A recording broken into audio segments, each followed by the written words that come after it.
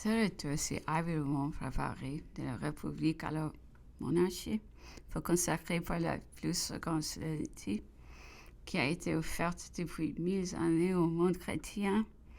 L'universalité des chrétiens désirait avec ardeur que le royaume de France, après avoir donné le déplorable exemple de tous les scandales, donnait l'univers le majestueux exemple d'un retour sincère à la religion chrétienne.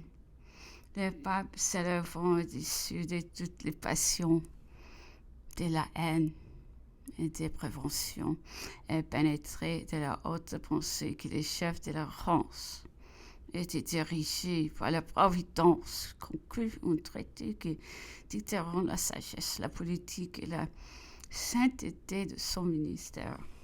Et ne peut pas résister au désir qui lui avait été manifesté de consacrer l'union de l'Église et du trône par l'autorité de sa présence et les pompes du culte dont il était le souverain pontife. Il quitta Rome et vint en France. Le premier consul reçut à Fontainebleau et la gravité la plus majestueuse président à leur rapport pendant tout son séjour en France. La cérémonie de couronnement fut la plus grande et la plus imposante des cérémonies qui a imposé un caractère sacré à la légitimité des souverains.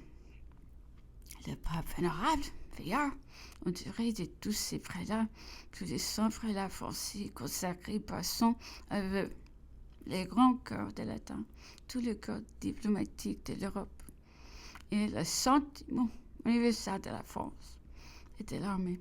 On est à cet acte, on est ici d'imiter que la maison de Bourbon ne pourra jamais affaiblir toutes ses puissances de ce qui est le plus légitime parmi les hommes n'ont peut-être pas ici senti par l'empereur quand il a abdiqué à Fontainebleau.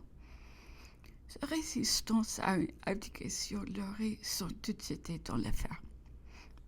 Mais que devait lui importer son avenir? Il était persécuté comme souverain. Mais son fils ne pouvait perdre ses droits. Et quoiqu'il n'a abdiqué qu'en sa faveur, cet acte modifié fut sans valeur, parce qu'il n'était pas exprimé par son propre sacrifice. Je reviendrai plus tard sur cette réflexion.